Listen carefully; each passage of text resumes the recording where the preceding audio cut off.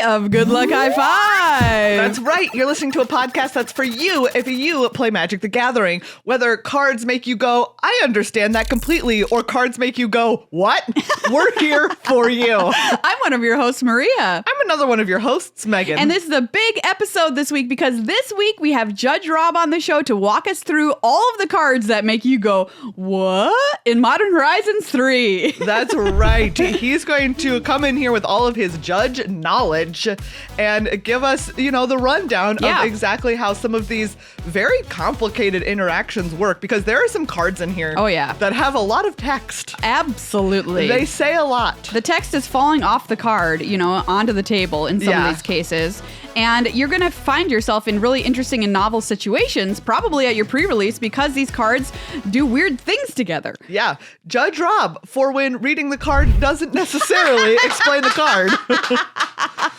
Wow. Now that's a great PSA that Judge Rob should be on, Game Search should run it in the background. Exactly. Like, reading the card explains the card, but sometimes it doesn't. And for that, there's Judge Rob. We've had some great examples of that on this show in the past, I've found.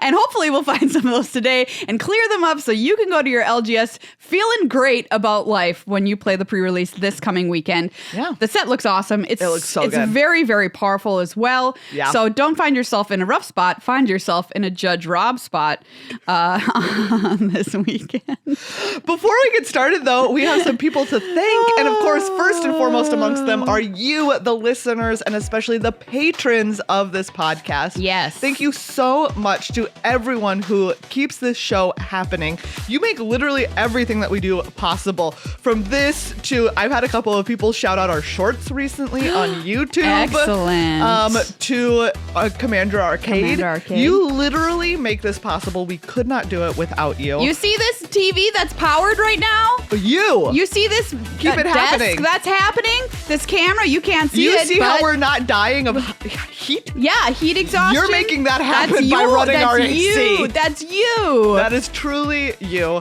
Thank you so much. We are in a classic summer slump right now. Yeah. It happens to all creators. The old doldrums. Exactly. It's like the June, July doldrums. So if this happens to be a month when you're like, yeah, do you know what? I could throw $5 a month, $10 a month, Good Luck High Fives way. We would so deeply appreciate it at specifically this time of year. Absolutely. Head to patreon.com/GLHF Magic. Get yourself access to our Discord, early episode releases of this show, Commander Arcade.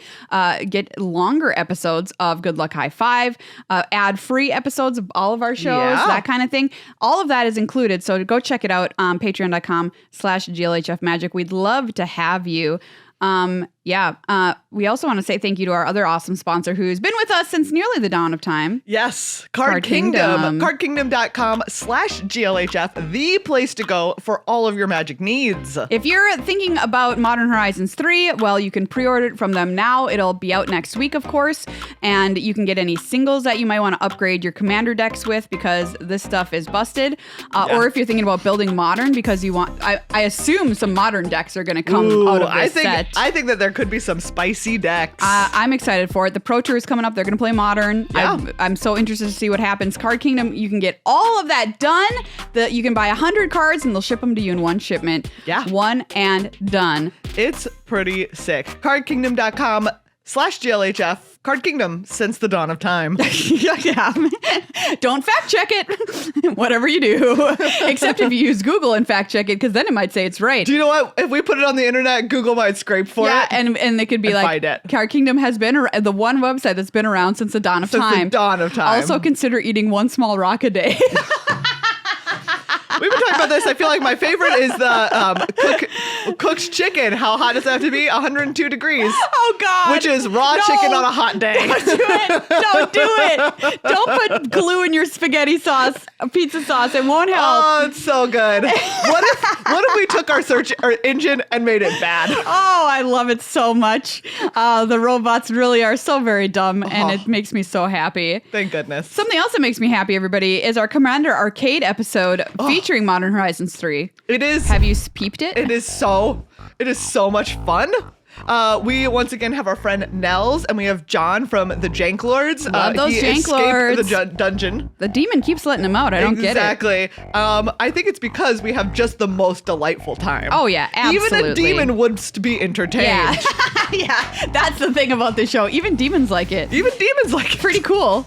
We play Commander Arcade. Even demons like it. We play the pre-con decks. Those pre-con decks are not messing They around. are spicy. By the way. Oh, they're so fun. I played the energy one, and Yeah. let me tell you that I think that I'm just going to literally keep just it your built deck. as is. Yeah. Because I love It's so good. it. They're all so good. And that Yes. one was so Megan, everybody. Exactly. Like, I feel like I'm keeping it not just because it's quite good, but because it for me was like, I was like, oh, this is everything that I want to do. Yeah, for sure. I draw cards. I kill creature. I have enter the battlefield triggers. What more do you want in life? Nothing. Like, literally, that's what I want.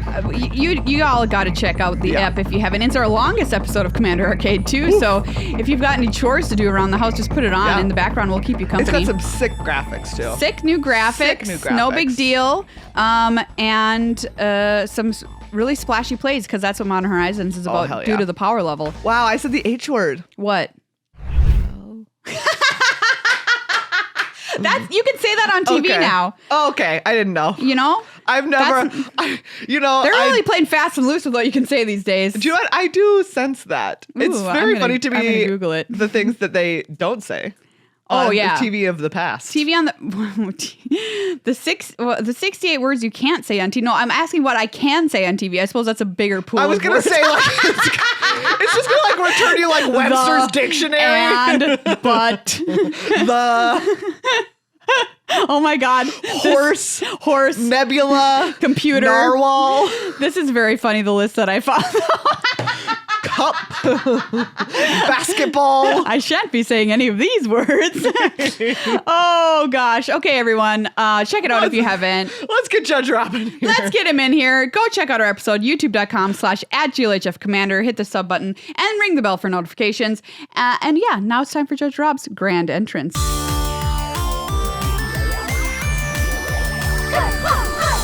We've rolled out the red carpet. We've sounded the trumpets. We've we've tossed the lotus petals into the air. That's an expensive bit. Listening for Maria to like figure out what the third thing was gonna be, I was really excited. It could have been anything. It could have been anything. To welcome Judge Rob to the show. Hello. Wow, what a welcome, Rob. Can you believe it? I honestly can't. Like, red carpets and lotus petals are both fairly expensive. Yeah. Judge Rob, we have told our patrons before that their contributions to Good Luck High Five help your beard grow. Yeah. Oh, yeah, that's probably true. I was just waiting, Yes, we just confirmation. confirmed. Probably true is good enough for us. Yeah. And Good Luck High Five, we'll take probably true as absolutely fact. Yeah, that's all we need. That's as close enough for jazz here on the show. Rob, you're here to talk MH3. We've got a lot of cards that we're going to go through that have a lot of issues that are that just period. And also that could come up during the pre-release. But before we do, we're going to kick things off with your lovely PSA. Yeah, my PSA is... Cue the piano music. Yeah. Sorry. Piano music's good. You should... So we had a goof here. We should have grace when we make mistakes and when others make mistakes. The set is going to be complicated. You're going to make mistakes. Other people are going to make mistakes. I want to call out Surge from Loading Ready Run for doing this really well over the pre-release. There was a card he didn't know how it worked. He messaged us in the judge chat. He talked with everybody publicly about it and opened up to the fact that sometimes he goofs some rules up. Yeah. And it was really nice. And it's knowing that people will goof things up. At regular rules enforcement, at pre-releases, you end up with reading cards for the first time. You end up making mistakes on things. And there's like a spectrum of play in Magic from the Biram Prenciliest Commanders game that like we play in Commander Arcade all the way up through, Pro Tour play where they want to be really precise. There's lower stakes at casual play. Don't get angry if people want to do things that are legal-ish, or they want to do things close to correct, or they goof things up and then you come back and correct them later, or just say, it's water under the bridge. We made a mistake. We'll play it right the next time. And that's just having that kind of grace in Magic play and in other stuff is really important. And knowing what's important, when to get uptight and when not to.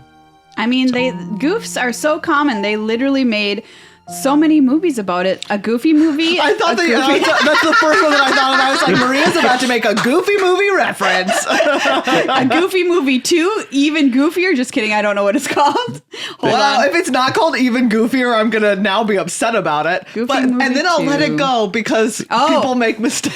It's not called Even Goofier, but what do you think it's called? The modifier actually happens before the word goofy. A very goofy movie. Very close. An extremely goofy movie. I just didn't go hard enough. Yeah, exactly. Oh, Rob, you're so right. I personally think this is the most important lesson I ever learned in my entire life of being like, hey, stuff happens. We're human beings. We mess up. Yep. And we need to be allowed to forgive ourselves for these things, especially when we're playing a game, Yeah. Well, let's dive into these cards then. Yeah. Because we've got plenty to get through. We're going to go from commons to uncommons to rares to mythics. Yeah. Starting with some commons that might mess you up. Commons, yeah. So Conduit Goblin. Conduit Goblin is white-red for a 2/2. When it enters the battlefield, you get 2 energy counters. Those are counters that go on you as a player. And so at the beginning of combat on your turn, you may pay an energy. If you do, another target creature you control gets +1/+0 and gains haste until end of turn. So this targets a creature before you even pay the energy. You attack, you pick a target. If your opponent kills the target, you don't have to pay the energy. In fact, you can't pay the energy if you don't want to, which is relevant. There's is it like refractory that says if you paid energy, if you paid 4 energy this turn, so you might have wanted to pay the energy. Yeah. But you don't even get the chance to if they kill the creature in response to the trigger. And you don't have to put your energy counters literally on your person. You don't have to have a little hat that has a bucket for your energy counters. Oh, it's assuming it was rings. Yeah, you can. You absolutely can. Yeah, Did you say some people use rings? No. Oh. I'm saying that you could. Oh, I was there'd be a thing that would go on me that I could put 10 of. Yeah, and that's my energy. Yeah. Oh, that's kind of cool. So we'll talk about energy counters a little bit more later with Proliferate. Okay. Dog Umbra. Yes. I love this Umbra. Dog Umbra is an aura. It's white and 1. It has flash. It is enchant creature. And as long as another player controls enchanted creature, it can't attack or block. Otherwise, Dog Umbra has Umbra armor. And it reminds you if enchanted creature would be destroyed, instead remove all damage from it and destroy this aura. It's a very strange effect that if you're new to Magic, you'll find very weird. Yeah, this is very unusual for things. Most things don't replace stuff in this. Like most modern cards don't do replacement effects in the same way that Umbras do. And I wanted to call out the Umbra armor effect for doing this, and also because it clears marked damage. And this is not visible on Arena. So you might see it on Arena where it looks like toughness gets reduced by damage. It does not. Damage gets marked up on the creature until it hits the total amount. And the Umbra, anytime that the Umbra effect kicks in, it clears all the damage that is marked on it for this turn. Okay. And so it might be relevant if it has some damage marked from combat yet, and they try to kill it with a kill spell, the damage gets cleared off. There's some things that add extra combats or whatever. It can come up occasionally and rarely. It's just a little weird. So you're saying if this is on something, wait. So I have a 3/3 with Dog Umbra. I attack, you block with a 2/2, it gets 2 damage marked on it. Yeah. Then you play some spell that destroys target creature. It clears that 2 damage, even though that 2 damage isn't what's killing it. Oh, interesting. It always clears out the marked damage that's okay. when the Umbra effect if you kicks have a in. million removal spells, might be relevant. Yeah, it might just come up. It also doesn't prevent sacrificing. So there's a lot of things that sacrifice your own stuff. If you put this on an Eldrazi Scion, or Eldrazi Spawn, then you sacrifice it. The Umbra doesn't prevent that. It only prevents specifically destroy and the lethal damage event. Okay. Which includes Death Touch. Lethal damage event. Yep. Sage of the Unknowable. So Sage here is blue and 1 for a creature human wizard that taps to add a colorless mana. Spend this mana only to cast a colorless spell or to activate an ability. And so it's an 0/4. Sorry, forgot to mention that on this wizard. So the Sage taps for colorless that you can use to cast colorless spells. So that includes the Eldrazi stuff, includes devoid things because they're colorless on the stack, even though they take a colored pip to cast. And you can activate any abilities with Sage of the Unknowable. So you can cycle cards, even though they're colored cards with Sage, because Sage doesn't care. It's actually split up. Either cast a colorless spell or to activate an ability. It's not a colorless spell or ability. I see. So could have been clearer. I think that needs to be 2 sentences. I think it's fine. Because it would otherwise it would say or to activate a colorless ability. Yes, right. Yeah. Which gets a little weird with some stuff. Right. Yeah. Like knowing what's colorless and what's not on abilities is sometimes hard. And so Emrakul, we'll talk about later, has a similar template. So do you want to talk about colorless stuff right now? Yeah, we can talk about colorless stuff right now. Yeah. So yeah, last episode I might have said something kind of confusing about colorless and the little diamond symbol produced by waste. So Rob. So when you produce mana, you can produce any of 6 types of mana. White, blue, black, red, green, or colorless. Anytime that you produce mana, it has to be one of those. You can spend white, blue, black, red, green, or colorless as a symbol you can spend, or there's generic.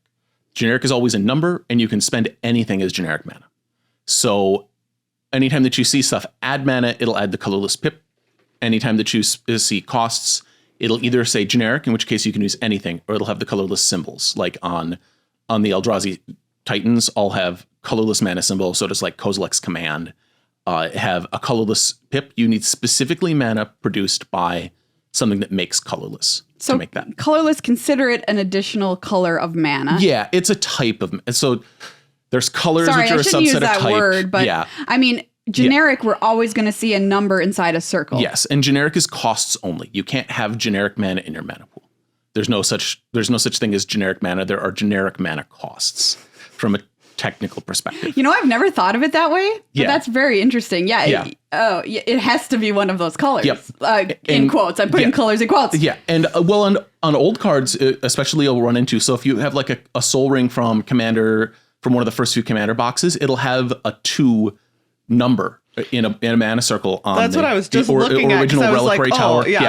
Obviously. Those cards all like they used to, before the colorless mana symbol was introduced in Oath of the Gatewatch. Yeah. They had things that looked like adding generic mana, but what they actually added was colorless mana. There How was do you no know the special difference, distinction. Rob? There was no difference back then. Anything that tried to add generic would add colorless. What about today? Today, they're specifically distinct. If you look at a Soul Ring from 2011 versus a Soul Ring from 2024, it'll have a 2 numerically, or it'll have 2 diamond pips. Yeah. And the 2 diamond pips is the Oracle. That's what it adds. The numeric 2 is the old way that they said adding multiple colorless. I was just laughing because obviously the one that came to mind for me was Reliquary Tower. Yeah, Reliquary Tower. It came up recently when I was trying to do things for a commander deck that cared about the printed numbers on cards. Some crazy uncard cared about the printed numbers on cards, and so I had to figure out what things had. This commander. This is what I'm talking about. So it is a number in a circle. So we've previously said that is generic mana if there's a number in a circle. But that is nowadays, any modernly printed card, if it has a number in a circle, will be generic mana. But we're not, and that's in costs only. retconning this. Yeah, this is Oracle. If you look at a modern Soul Ring, if you scroll up a little bit, it'll like this one has add 2 colorless to your mana pool, because the rules didn't have a distinction back then, and it specifically said anything time something tries to add generic, something that looks like generic mana, instead add that much colorless. Okay. And so they just didn't have a symbol for colorless. It was just spelled out in the rules as colorless mana is a thing. And so the colorless mana symbol simultaneously made that way more confusing for a lot of people and super clear to people who actually kind of understand all the moving parts. I wonder which category I'm in. But honestly, if you just play things the way they look, it's fine. They've made it all fairly intuitive. There's a couple that we'll talk about that care about whether you paid colorless mana for them, which it's fairly obvious once you realize that colorless is a symbol like a color. Okay. I'm just going to pretend it's purple. Yeah, that's fair. Moving on to the next card. Yeah. Siege Smash. Siege Smash. This has split second. It is red and 1 for an instant. Split second. As long as the spell is on the stack, players can't cast spells or activate abilities that aren't mana abilities. It is choose 1, destroy target artifact, or target creature gets +3/+2 and gains trample until end of turn. So Siege Smash's split second is what I want to talk about. Well, it's on the stack. You can't. Nobody can cast a spell. Nobody can activate abilities, so they can't use, like, if a creature has tap, destroy target creature. It's instant or instant. Yeah, it's an instant or instant. Extremely instant, if you will. Taking templating from a Goofy movie too. Yes. There are 2 notable exceptions to this. It says activate abilities that aren't mana abilities. Mana abilities are abilities that add mana and don't target and aren't loyalty abilities. So Forest, tap to add green, is a mana ability. There's cards in the set, artifacts that tap for mana. There's a 2-cost energy mana rock. It adds mana. If you go to Siege Smash it, they can use the mana ability in response, because that's a special kind of ability that can be done with Split Second on the stack. There are also 2 cards in the set that manifest things. And Manifest is Light Cloak. It's the top card of the library put onto the battlefield. And Light Cloak, if it's a creature, you can pay the mana cost to turn it face up. That is not activating an ability. That is a special action, and that may be taken with Split Second on the stack. Oh, nice. Okay. So, that's relevant? Yeah, it comes up. It can come up in the set. I looked at it. I was like, oh, there's no way there's face down stuff in this set. When I looked at it, I was like, oh, right, there's that Kozilek. Oh, there's a way. Right, and then there's that elephant that like manifests. Oh, okay, great. So there's a couple manifest things, and as mentioned, you can turn those face up with Siege Smash on the stack. Sick. It probably won't come up where it matters. Well, that's interesting to know. Yep. Just for future knowledge in my brain. Yep. And triggered abilities can still trigger. So if you have triggered abilities that say, like, whenever an artifact you control or whenever a token you control is put into the graveyard, then you have a treasure token that you sacrifice. That's a mana ability that would still trigger in response to Siege Smash. So you can't activate abilities, you can't cast spells, but there's a couple of things that you could get onto the stack. Nice. It's just weird, and nobody knows how Split Second works. The next name of this card is brutal, man. Yeah, Utter Insignificance. Great card name. It is an aura. It has flash. It has enchant creature. Blue and 1 to cast. Enchanted creature loses all abilities and has base power and toughness 1/1. And then for 2 generic and 1 colorless, exile enchanted creature. So this is the distinction. You need a colorless mana to activate this, and then 2 of any type. Could be green, could be blue, could be a colorless and a blue, whatever. So Utter Insignificance is an aura, and we'll talk a little bit about Modified later. Modified cares if you control the aura that's attached to the creature. So if my opponent has something that cares about modified creatures they control, and I play Utter Insignificance on their creature, I still control Utter Insignificance. That does not make it a modified creature. Yes. Because I control the Utter Insignificance, and their creature cares about if they control the aura that's attached to it. From modified. Yeah. There's also a thing with ability counters. So ability counters are reasonably prevalent in the set. There's a bunch of ways to do them. There's like a green instant that adds 2 different types of ability counters. And ability counters do get timestamps. So the ability adding and removing from Utter Insignificance, you look at if the ability counter was added before or after the Utter Insignificance came out. And if it was before, Utter Insignificance wipes out those abilities from the ability counters. So that'd be a counter that's like flying for strike, for instance. Yeah, there's flying and first strike and death touch counters in this set. There's a whole bunch. There's a whole lot of ability counters in this set. And so then if the ability counter moves, that's technically removing and adding it to the new thing that's setting the timestamp new. So if Utter Insignificance comes out first and the ability counter comes out afterwards, then Utter Insignificance will not apply to that ability. It's like, I already tried to make it insignificant. Yep. What more do you want from me? I made it insignificant and you buffed it up later. It is very unusual that this has ever come up before, that ability counters have timestamps. So, you'll intuitively kind of do it correctly, but then you have to track where the ability counters, because they're still on there. If they remove the Utter Insignificance, the ability counters will start applying again. So if they have a flying counter on it now, Utter Insignificance comes out, it loses flying. Then they add a death touch counter to it. It'll have death touch. And then Utter Insignificance goes away. It'll have flying and death touch. Yeah, because the flying counter didn't stop being there. It's just strange. Is there a lot of ways to make colorless mana in this set? Sorry for a brief sidebar here. Yeah, there's a cycle of common lands that have cycling for 3 different colors of mana, or tap for a colorless, or sacrifice to find a basic. Okay. And so they can... There's also wastes that you can open. Yeah, there's snow-covered wastes that can show up in packs. So that it's pretty frequent that you'll be able to make colorless mana. Good. In fact, the fetch lands might be better to not fetch with them a lot of the time. If you need the colorless mana, you can just stick it on the battlefield and then just use it for your colorless mana source. They're really, really good, actually. Because they don't enter tapped, they tap for that colorless. Yeah. You can cycle them for 3 colors later if you have tons of lands. They're just great. So, Up next, we have Void Pouncer. Sounds like a cat Eldrazi, but it's not. It's just a normal Eldrazi. Well, we can call it cat Eldrazi. You know, Void Pouncer, wouldn't it be cute? This would be a great cat. Yeah. That's weird. It's cat. Errata. It's a cat I blame now. the name and flavors text teams for this set. Well, you know what? I wasn't on it, so don't look at me. Okay, fair. So Void Pouncer here is red and 1 for a 3/1. It's an Eldrazi. It has Devoid. This card has no color. It is kicker of colorless and 2.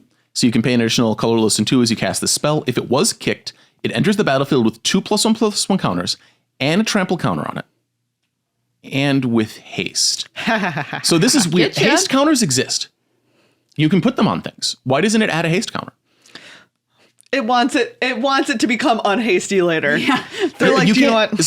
Nesting Grounds is in the set, which is a land that moves counters around. Oh yeah. So like, cool. If this got a haste counter, you could move the haste counter, but it doesn't. So do note that it gets a trample counter, but it does not get a haste counter. Right. If it matters to your life at all. So yeah, it's relevant. Uh-huh. Yeah. Also, this is our first actual Devoid card. Yes. So we can mention Devoid here. Devoid says this card has no color. That applies in all zones. It's in your hand, battlefield, graveyard. It has no colors. It still has a red pip. You mentioned this for Devotion last week. Yeah. That it has a red pip for Devotion. You talked about color identity. Yeah. Commander's the only thing that cares about color identity, and it cares about the mana pips anywhere on the card. The text box, the mana cost. It does not care about mana pips that are in reminder text. So Extort has the hybrid black-white pip in its reminder text. Oh, yeah, that's true. It doesn't care about that. The hybrids are both sides for Commander. And color identity is designed specifically to drive legality in Commander.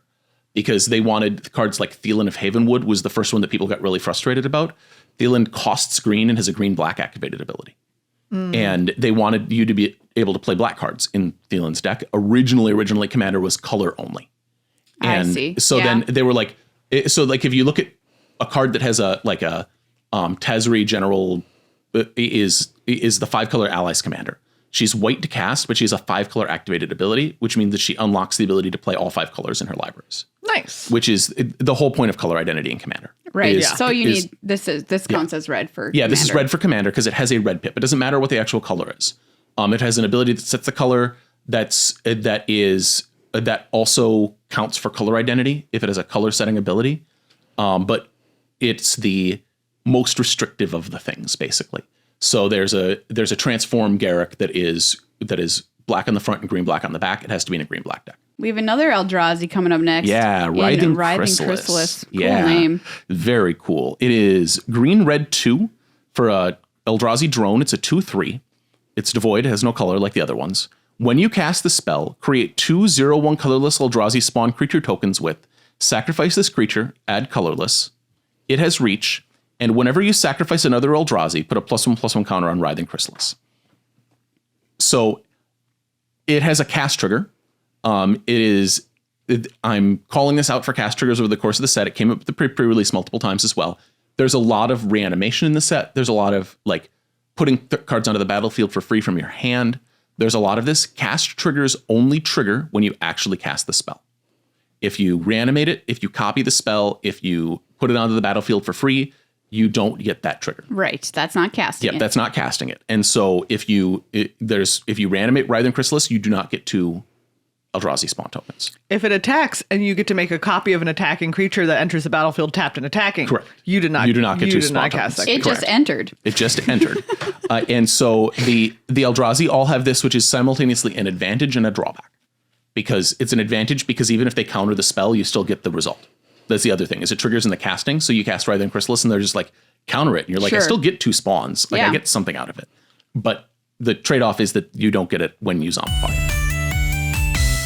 All right, everyone. Now it's time for the uncommons. Ajani Fells the Godsire. White 3 for an Enchantment Saga.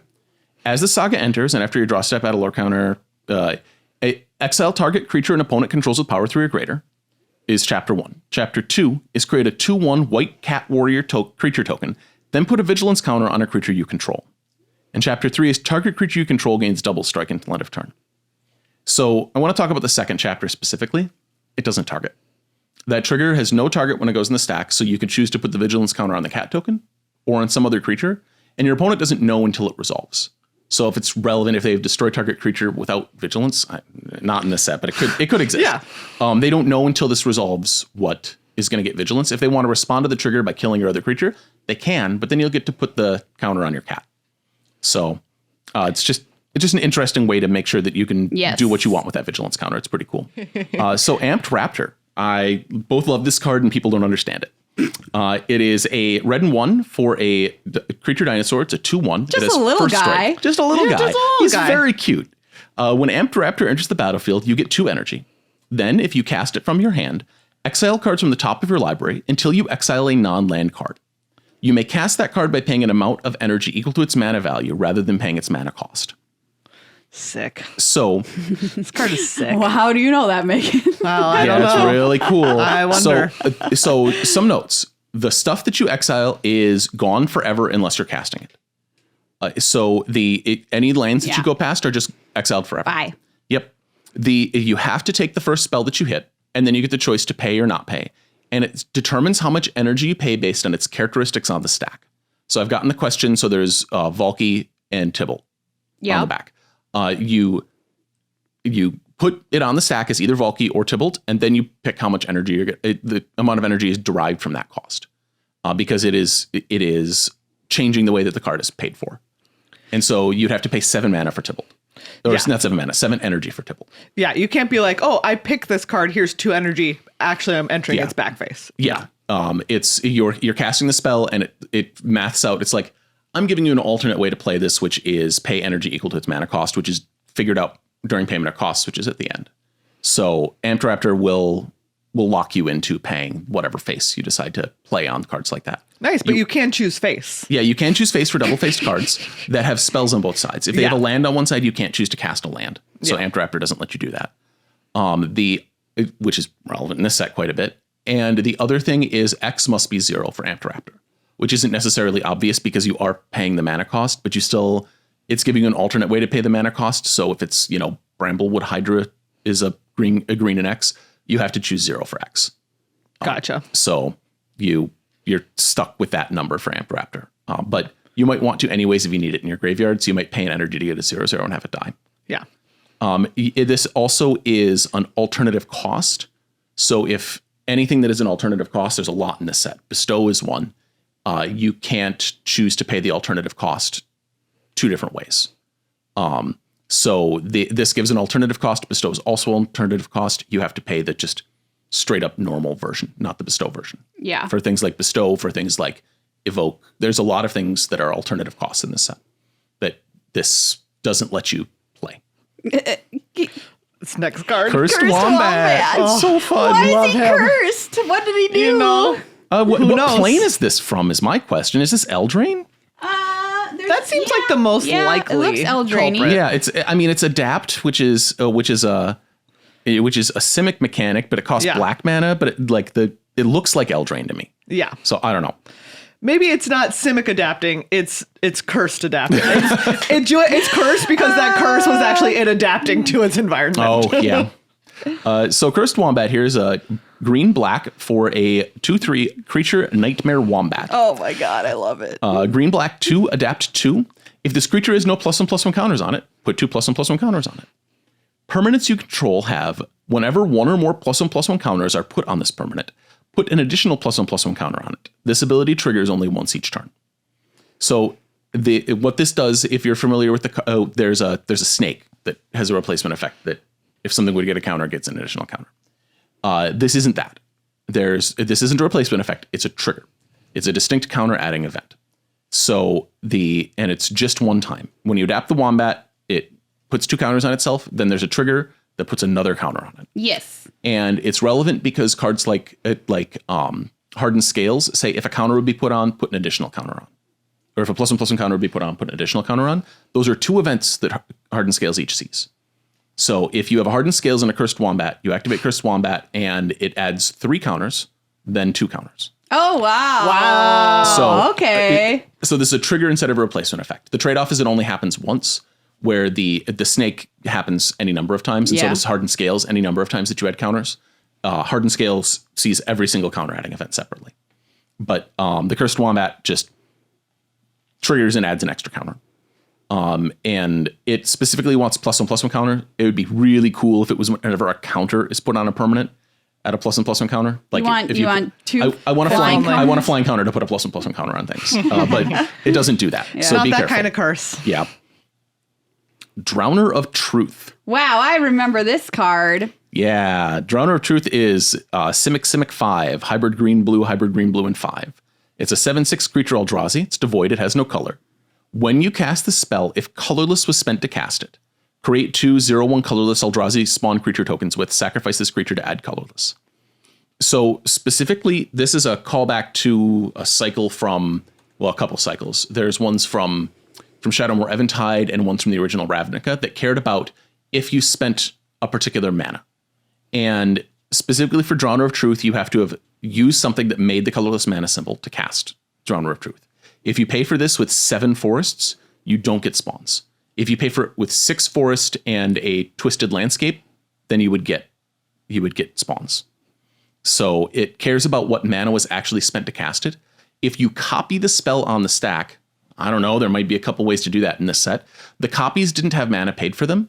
And so even if you copy it, like if you have something that say casts the copy, that wouldn't get cast with the colorless mana, so it wouldn't trigger this. Good to know. And so the copies don't inherit the mana spent on Drowner of Truth because they see it was actually physically spent to cast themselves.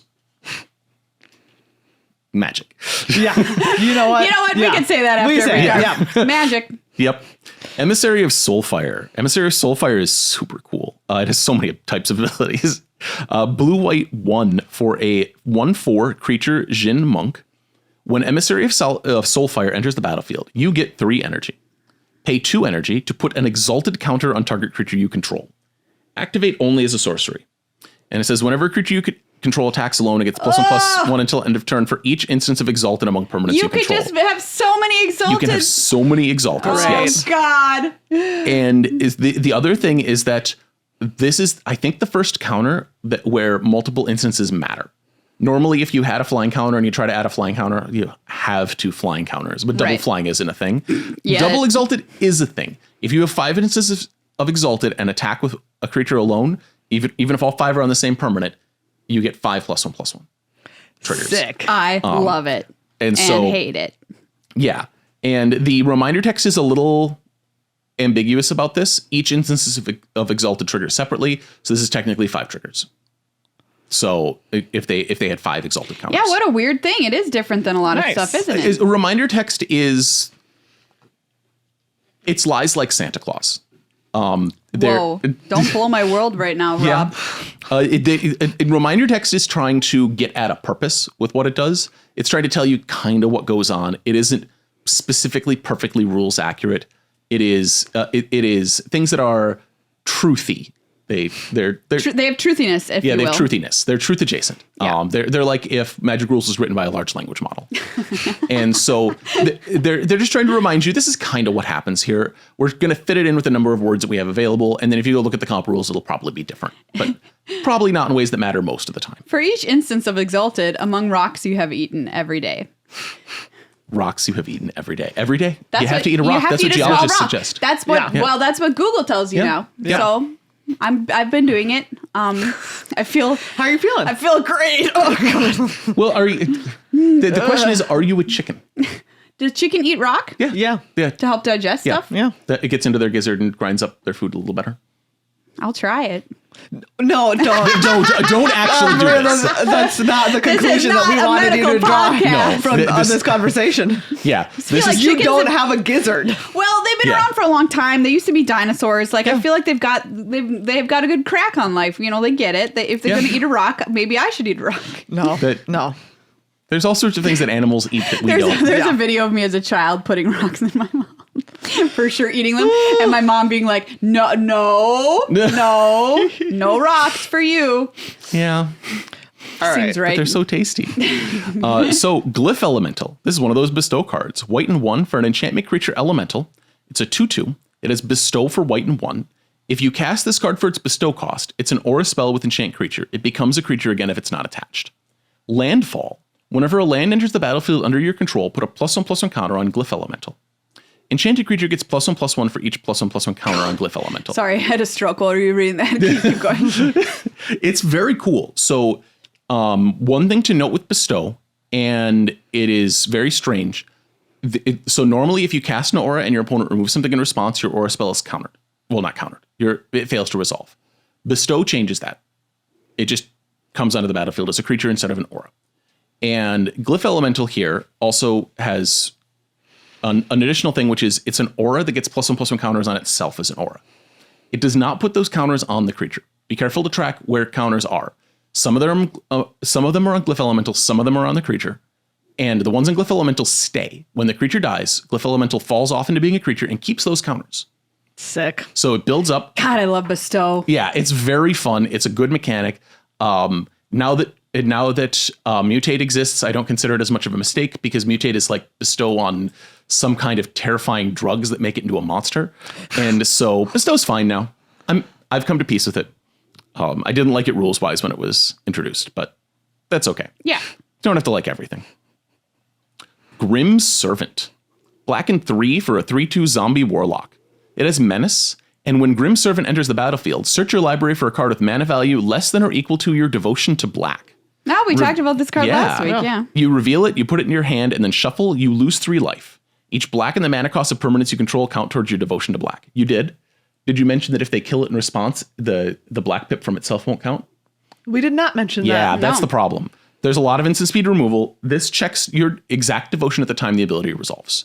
So if they play Grim Servant and trigger it and you kill Grim Servant in response, they'll get to search for something smaller. Yeah. So nice. I wouldn't have thought of that. Yep. It is also not optional. They must search. They must search and they must find a card. Because what if they can't? Do they have lands? Because lands are 0. And if you have a devotion of 0, you can find a land. What if they don't? If they have no lands, they can say, oops, fail to find. I mean, they can always fail to find. They can always say, I don't want to find anything, but they still lose 3 life. Failure is always an option. Yeah, failure is always an option for finding, but you still lose 3 life. So you should probably just find a land. Yeah. They have to go to their library. They have to search. They don't technically have to find, no matter if they don't, like their library could be all lands and it doesn't matter because from a rules perspective, you don't know the content. But then they're going to lose 3 life regardless. So it's not optional and they might get hosed by your removal spell. Or you might get hosed by their removal spell. Nice. You might be counting on having, 3 black pips to find something and they're like, nah, I'm going to kill your 2 black pip thing in response to the trigger. Indebted Spirit. I love this art. Yeah, this is great. He's such a happy skull. He just wants to rule on his ghost throne. Yep. Get off his back. So single white for a 1/1 enchantment creature spirit with Bestow. White and 2 for the Bestow cost. It has Afterlife 1. When this permanent is put into a graveyard from the battlefield, create a 1/1 white and black spirit creature token with flying. Enchanted creature gets +1/+1 and has Afterlife 1. So multiple instances of Afterlife each trigger separately. If you have an Indebted Spirit and cast an Indebted Spirit on it, and the primary Indebted Spirit dies, you'll get 2 different 1/1s. It's pretty cool. It may or may not come up.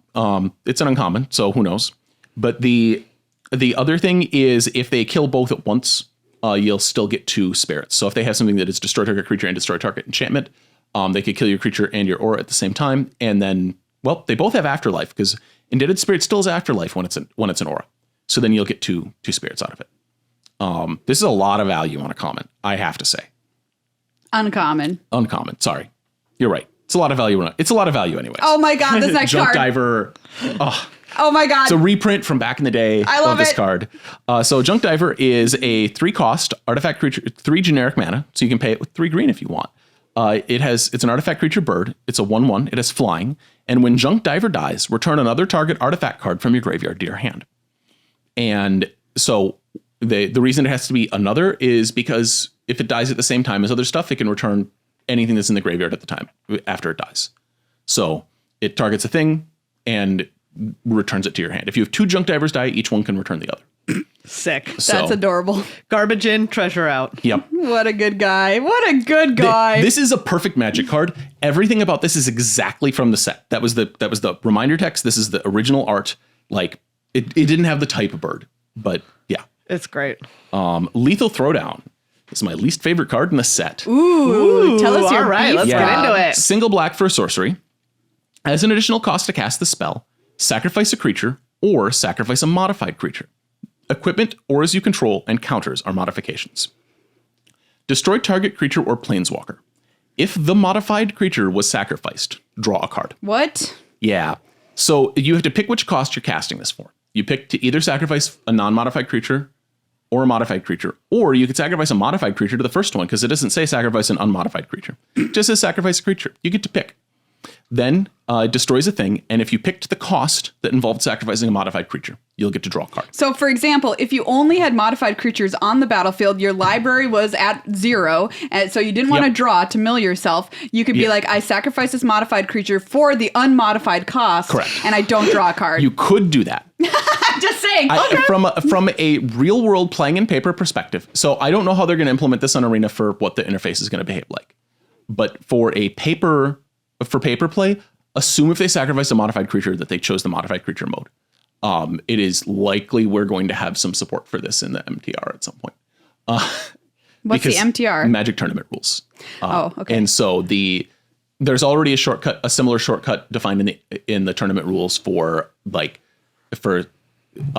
Cavern of Souls, which has mana you can spend normally or mana you can spend only on the chosen creature type. Yeah. It's defaulted to if you played a creature with the type, it's being uncounterable. This is very similar in terms of how it behaves. It is very likely it's going to be defaulted to if you have a modified creature and you sacrifice a modified creature, you get the card draw from it. The reason that it is this way is because if you copy the spell, as mentioned with the previous, if you cast things, so that there are two other ways to template this. There is destroy target creature or planeswalker if a modified creature was sacrificed. If it says as an additional cost to sacrifice the spell, sacrifice a creature. And then it says if a modified creature was sacrificed, draw a card. Yeah, that makes more sense. That'd be a way to do me. it. But then if you copied the spell, the copy didn't have anything sacrificed to it, and so you wouldn't draw a card from the copy. This one, if you sacrifice a modified creature and copy the spell, you'll draw a card from the copy. Nice. Weird. All right. So it's strictly like it makes it better, but the template reads very, very weirdly. Most people don't understand why. Like the if the modified creature is a very dumb anti-English line of text, right? But it's a perfectly legitimate Magic Rules line of text. There's a different way to phrase this, which is as an additional cost to cast the spell, sacrifice a creature, and then destroy a creature or planeswalker, and draw a card unless a non-modified creature was sacrificed. Would be the other way to phrase this. You could template it that way. Because then you always draw a card for sacrificing a modified creature no matter what. You don't have to make a choice. It's just a thing that you did. And then the unless condition only kicks in if a non-modified creature was sacrificed, which would mean the copies never had non-modified creature sacrificed. So they were, I think that template is better. I don't know why they didn't go with it. Maybe they didn't think about it. It's also reads They didn't call weird. you, Rob. It reads different. It reads weirdly in a different way because it's got an unless that is a positive. Meh. Yeah. So I don't know if I like a positive unless, if I'm being real with you, but here we are. Lion Umbra. More Umbras. And this is the Umbra that you were most excited about, I assume, right? Absolutely. Yeah. So green. It's an enchantment. It's an aura. Enchant modified creature. It reminds you equipment, auras its controller controls, and counters or modifications. No problem. Yeah. Enchanted creature gets +3/+3 and has vigilance and reach, and it has Umbra armor. If enchanted creature would be destroyed, instead remove all damage from it and destroy this aura. Lion Umbra has a very weird enchant line. So right now, if you have you have a bear cub and it has a random rancor on it or whatever, it's modified. It has an enchantment. You play Lion Umbra on it. That's fine. You can target it. The enchant line is a targeting restriction, and it's also a restriction of how it can behave on the battlefield. If the creature isn't modified, this will fall off. Oh, however, just like Daybreak Coronet, this makes it modified. Wait, because it's an aura on the creature. Oh my God. It's very strange. So if you have an aura on the creature and you cast Lion Umbra and it resolves, and now it's on the creature and they destroy your other enchantment, Lion Umbra keeps itself around. What? Because it makes the creature modified. Never mind. Not like Daybreak Coronet. It's better than Daybreak Coronet. That's so weird. You still need the upfront aura in order to cast and target the thing and for your spell to resolve enchanting it.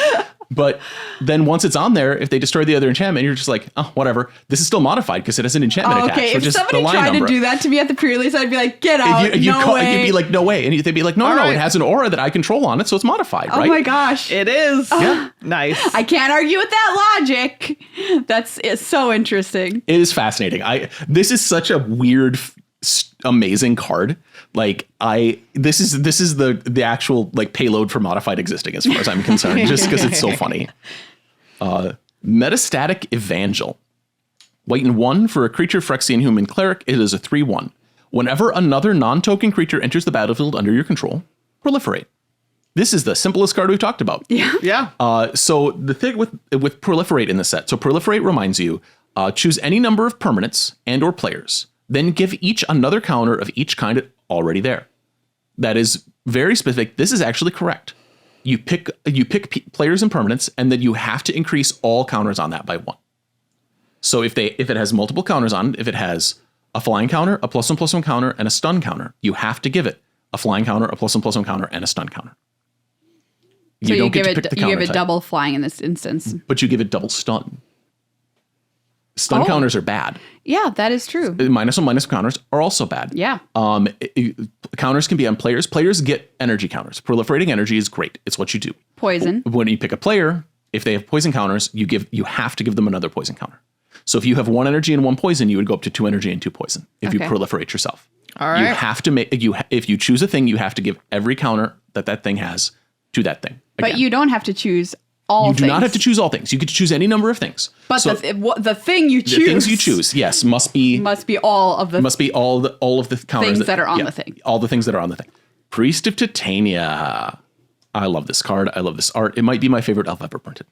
Classic. So Priest of Titania is green and 1. She's a 1/1 creature elf druid. Tap. Add green for each elf on the battlefield. Very straightforward. The thing is that she is from the past. She counts your opponent's elves. they change almost all stuff. She only is counts from the past. She's from the past. She's a reprint. This is new, her first time being introduced to Modern. And the thing is that cards now mostly only count your own stuff for creatures. This is like how slivers used to be, right? This is how everything used to be. All the lords boosted everything back in the day. Really? Yep. If you look at Goblin King, it says goblins get +1/+1 in Mountain Walk. It is risky to play a Goblin King in a Goblin's Mirror because they get to just kill you. So all these things counted everybody's stuff. So you had to count all of your opponent's things. It's like, well, there's all these elves. What would my elf card care if they're who their allegiance is? They're just going to make. No, it's really annoying to count your opponent's elves. Great call out there, Rob. Yeah. I probably would have just I wouldn't have even read it. I would have just thought I knew what it did. Thought you knew because every card has been that way for a decade or more. And she's not that way. She counts your opponent's elves. She's like wacky in elf mirrors because you'll have Priest of Titania tapping for 5 mana on turn 2 or whatever, and then everything becomes terrible or wonderful depending on your view.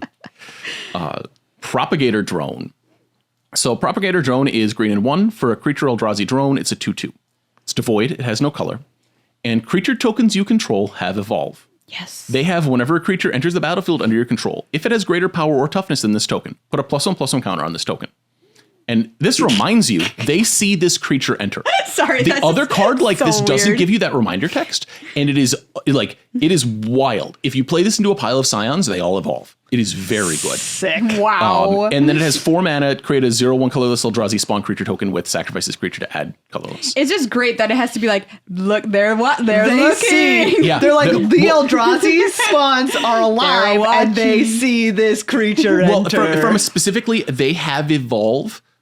Yeah. After this enters, but they have to pretend like they had it before. No, I know. I'm happy they put. It's a very funny, it's great very reminder good, text, but it needs to be there. Yeah, it needs to be here. There's a card from the Warhammer Commander decks that it gave all your creatures evolve, and so the arguments that people get into. Well, it doesn't have evolve before it enters the battlefield. I'm like, yeah, but it doesn't matter. But it has to fake it. It's faking it. It's I always had this. It's the way triggers and replacement. It's the way triggers work. They trigger based on the current state, but they have to look back to see whether they would have existed. Whatever. It's fine. Like magic. This thing evolves the spawns that are already on the battlefield when it comes out. So it gives +1/+1 counters to all existing spawns. Sick. It's great. Wow, very good card. And make sure to read. This is one where the reminder text matters, and it actually spells it out, which I'm surprised by. Pyretic Rebirth. Pyretic Rebirth is red-black 2 for instant. Return target artifact or creature card from your graveyard to your hand. Pyretic Rebirth deals damage equal to that card's mana value to up to 1 target creature or planeswalker. So Pyretic Rebirth is cool as hell. It's 4 mana. It's like 7 damage and instant speed. 2 hells, 3 in one show. Sorry. True. Before you came on. It was so I said it earlier. Yeah. Wow, a synchronicity. So, yeah, Pyretic Rebirth. So the you pick a big thing, you return it, you deal damage to something else. So do note, there are instant speed ways to exile your graveyard. Thraben Command is in the set. Card is great. You should probably play it if you're playing white. It exiles graveyards at instant speed. If the thing is not returned, no damage gets dealt. So even though it has 2 targets and it will resolve, it'll do what it can. It's like, I try to return nothing. Well, what does that derive for damage? Nothing. So you don't get to deal any damage. But if the creature dies, you still get to return the thing because it had 2 targets and it does what it can as long as it has at least 1 target remaining. So if you cast Pyretic Rebirth target in their creature and they sacrifice it, you still get to return your thing. Nice. Okay. So, and it's up to 1 target, so you can cast it even if they have nothing. Ral and the Implicit Maze. What a name. Yeah. What a name. Yeah, the Implicit Maze, the not a maze that was in everybody's brains on Ravnica. That's exactly what I was thinking of, Rob. Yeah. I'm like, was that also called the Implicit Maze? Yeah, this is the story. This is the story of Ral trying to run the Implicit Maze back in Dragon's Maze. Oh, you know what I was thinking of? Westworld. That's a better story than Dragon's Maze. So They had the maze in their brains. Yeah. And was it called the Implicit Maze? No, Probably not. no. But I had a memory trigger about it. And why was Wow. Dragon's Maze called Dragon's Maze and not Implicit Maze? If the Implicit Maze is the name of the maze, why was it called Because Dragon's we Maze? need the word dragon in the title to sell the set, Rob. It had no dragons in it. Wasn't Niv around? Not in Dragon's Maze. Well, all right. Niv had been printed in an earlier set. That's Dragon's fair. Maze There was a was set with no no dragons? dragons. That's their bad. Dragon's Maze is a dragonless set. False advertising. Yeah. There are a lot of problems with Dragon's Big Maze. But this is a saga here. Red 3, normal saga stuff enters with a counter, gets a counter every upkeep, or not every upkeep, every main phase after your draw. Chapter 1 is Ral in the Implicit Maze deals 2 damage to each creature and planeswalker your opponents control. Chapter 2 is you may discard a card. If you do, exile the top 2 cards of your library. You may play them until the end of your next turn. And Chapter 3 is weird. Create a Spellgorger Weird token. And it tells you it's a red and 2/2/2 weird creature with whenever you cast a non-creature spell, put a +1/+1 counter on Spellgorger Weird. That sounds vaguely familiar. That's the card Spellgorger Weird. This is new technology that this set and Bloomborough, it looks like, is going to have. If it tells you create a token that is a named card, it's just a copy of that card. And it has the mana cost. Yep. which tokens normally don't have. Yep. Although unless that they're comes copies. back to Yep. Packrat had a, right? Yep. Yeah, Packrat because it was copies of Packrat. Yep. And so tokens And if that are you don't copies- remember Packrat, just don't look just don't worry about it. Don't look it up. Count yourself better off. lucky. Yeah. And so Spellgorger Weird's an actual magic card. You can go dig them out of your commons box, or you could just they made Spellgorger Weird tokens that have reminder text. So the thing with Packrat is they never made a token for it in boosters because they didn't want to put the mana cost on a token. They've figured out a way to do this, which is in the reminder text of the token, it says this token has a mana cost of red 2. Why didn't they want to put it on the token? Because a thing with a mana cost is a card. Like if they print it in the upper right corner. But isn't this so the token that they've put in boosters? if you look at the token for this, okay, I'm looking it up. It doesn't have a mana cost. It just has reminder text that says this has a mana cost of red and 2. Wow. Okay. And So it's not like you can't cast it from your hand because it's a token for 2 in red. But if something's like destroy everything with mana value 0, it's like, no, that's not me. Even though I'm a token, my mana. Does this Tokens of article not have all the tokens in the set? Okay, it has a link to the tokens in a different article. Great. There's Yeah, a lot of tokens here. Yeah, there's a ton of tokens in the set. So Spellgorger Weird right here. You're right. You can see it doesn't have the mana That's cost. so weird. But it has a reminder text. For lack of a better word. There's a commander that creates Tarmogoyf tokens. They are just Tarmogoyfs. They cost green and 1 on the battlefield. And so they but this is something this is an uncommon you'll probably play because it's a red sweeper. And it makes Spellgorger Weird tokens that are So what's the mana point? costs. So what is the point of having the mana cost there in the reminder text? Because it is the way that they defined this effect is it says create a token, create a card name token. It is a copy of that card from Magic. And so this creates a token that is Spellgorger Weird in every characteristic. Except that it's a token. Except that it's a token. It's just like if you copied, so if you had something like Quasi Duplicate that makes a token copy of a creature, it makes a token copy of that creature. So this will count towards devotion, for instance? Yep, it counts towards devotion. It has a mana cost of red and 2. I'm looking at the new gremlin creature token as well, by the way, which I love gremlins, and I've never seen a more zooted out gremlin in my entire life. He is nose deep. Baked like a cake. in this ether, and he doesn't remember his name. Oh, Reckless Pyro Surfer. You sound so sad. I like this Pilgrim token. Now we're done with it. Yeah. So Reckless Pyro Surfer is red and 1 for a creature human scout. It's a 2/2. It has haste and landfall. Whenever a land enters the battlefield under your control, Reckless Pyro Surfer gains battle cry until end of turn. And it reminds you that battle cry is whenever this creature attacks, each other attacking creature gets +1/+0 until end of turn. And then it also reminds you each instance of battle cry triggers separately, which is a weird thing to say there, but if you play a land and then crack a land, because there's these fetches in this set, and also actual fetches in this set, it triggers landfall twice, gets battle cry twice, attacks, and gives all your other attacking creatures +2/+0. Woo! So you can make 3 battle cries on this in limited. Coming in hot. Yeah. And so, surfing on the fire. It's real good. And so, yeah, you can make 2 or 3 battle cries. It is hilarious. It is better than it looks, I think. Probably. But just remember, every battle cry is a thing. I think that I added this on accident because it's a reprint. Oh, no, I wanted to talk about this. This card, by the way, another fantastic art. Yeah, originally from Visions. Yeah. Shrieking Drake, single blue, flying. It's a 1/1 flyer, by the way. When Shrieking Drake enters the battlefield, return a creature you control to its owner's hand. That is not optional. It is supposed to be a drawback. This card is worth $2. It is not a drawback. This used to be a card in Allurin decks back in the day because they needed a creature that could bounce itself, because you can return itself.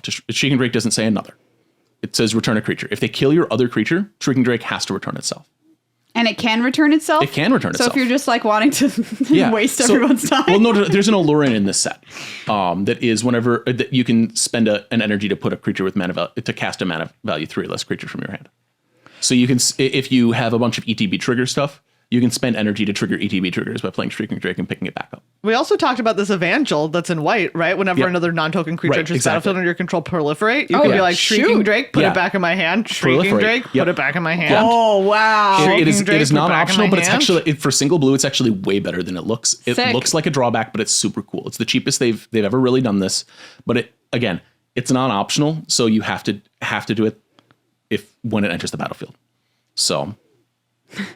Signature Slam. This is green and 2 for an instant. Put a +1/+1 counter on target creature you control. Then each modified creature you control deals damage equal to its power to target creature you don't control. It reminds you what modifications are. And the thing with Signature Slam here is it has 2 targets, and it has to have 2 targets. If your opponent doesn't have any creatures, you cannot put a +1/+1 counter on target creature you control, because it requires a target creature you control, and then it doesn't say up to 1 target creature you don't control. So you can't just use this to kill your opponent or to survive a combat trick if they don't have, or a burn spell or whatever, if they don't have any creatures. The flavor text says a lone dinosaur in gorilla territory doesn't stand a chance. And I feel like I disagree with that, but it's an armored gorilla. Look at that gorilla. It is full plate. Yeah. It's an armored gorilla. Yeah. It didn't say armored gorilla territory. Well, but in this territory, gorillas are armored. Yeah.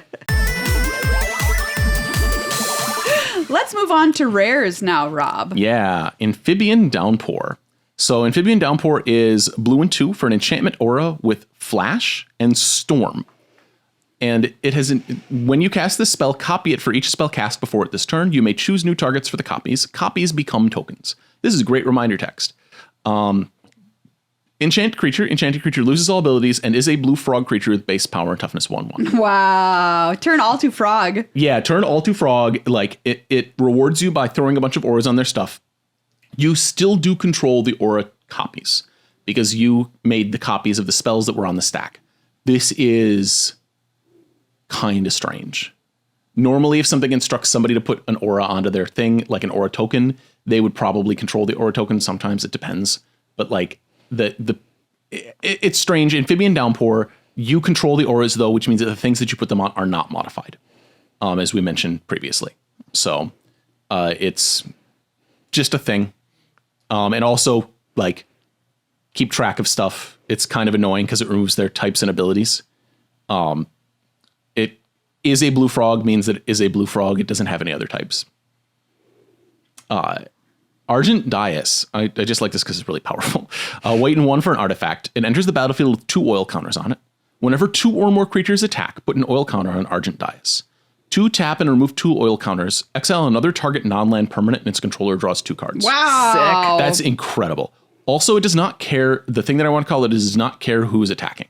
If your opponent attacks you with 2 things, you put an oil counter on this. So you can play out the dais and just like farm oil counters from your opponent attacking you. Nice. It is wild. Wow. So keep track of this in your opponent's turn because it is not just you. It is anybody comes to the throne, you get oil. And Love that. One of the classic catchphrases of Game of Thrones. If anybody comes at the throne. You get oil. Yeah, classic. You ever wanted to get oiled up to protect your throne? Not yet, but Can't say that I have, but I respect people who do. life is long. Life is a long tale of people that make decisions. Disruptor Flute. This is a 2-mana artifact with flash. As it enters the battlefield, choose a card name. Spells with the chosen name cost 3 more to cast. That's 3 generic, not 3 colorless. Activated abilities of sources with the chosen name can't be activated unless they're mana abilities. So if you respond to their spell that they've cast, this doesn't make it more expensive. So if they cast Bear Cub and you're like, oh, I really want that to cost more, you flash it in, it doesn't do anything. The flash is mainly so that they can't activate it easily while it's on the battlefield. So you could, if they cast a creature with an activated ability that you want to, or an artifact or an enchantment with an activated ability that you want to prevent, you can cast the flute and then make it more difficult for them to activate things. If they cast a planeswalker, you can just be like, yeah, this really beats up planeswalkers because you can respond to the planeswalker and you can be like, yeah, I'm going to name Soren Markov and then. Oh, you want to tick up? Interesting. Yeah, spend 3 mana for that. Thanks. So the other things, each face of a card has a distinct name for double-faced cards.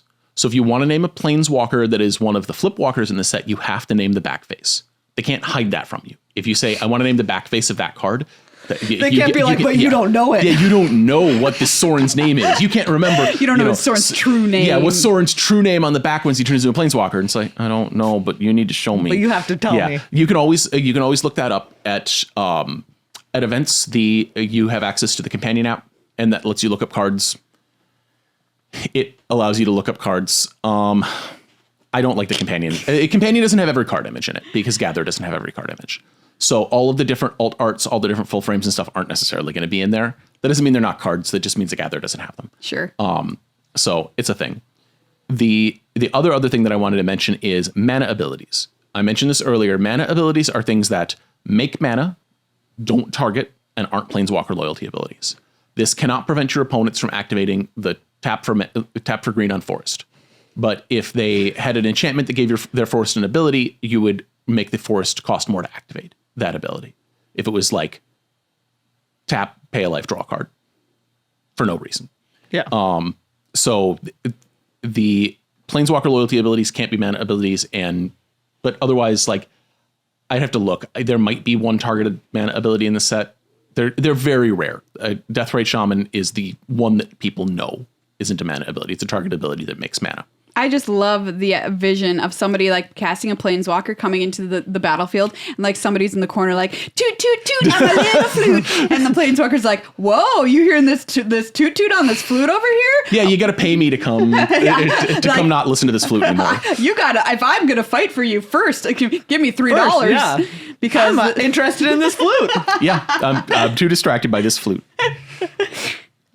Emperor of Bones. Oh, sick name. He's a skeleton noble, which is a great type line. He's black and 1 for a 2/2 a creature skeleton noble. At the beginning of combat on your turn, exile up to 1 target card from a graveyard. Black and 1 to adapt 2. And whenever 1 or more +1/+1 counters are put on Emperor of Bones, put a creature card exiled with Emperor of Bones onto the battlefield under your control with a finality counter on it. It gains haste. Sacrifice it at the beginning of the next end step. So this gets to eat things and then adapt to put them on the battlefield and give them haste. It's a weird timing sequence because you play Emperor, you exile a thing on your combat, you won't be able to make it that turn and attack with it even if you have the right mana because you've already entered combat. Oh no, sorry. You can do this. This is at the beginning of combat, so it's before declare attackers. Technically, you could exile a thing, adapt him right away, make it, and then attack with it with haste. Your opponent won't believe you. Because the beginning of combat is before declare attackers. The other thing is that the finality counter, I don't remember if you called this out last week. This is one of the very few cards with finality counters. Finality counters are a counter like shield counters. They have rules text. The rules text for finality counter is if this thing would be put into the graveyard, exile it instead.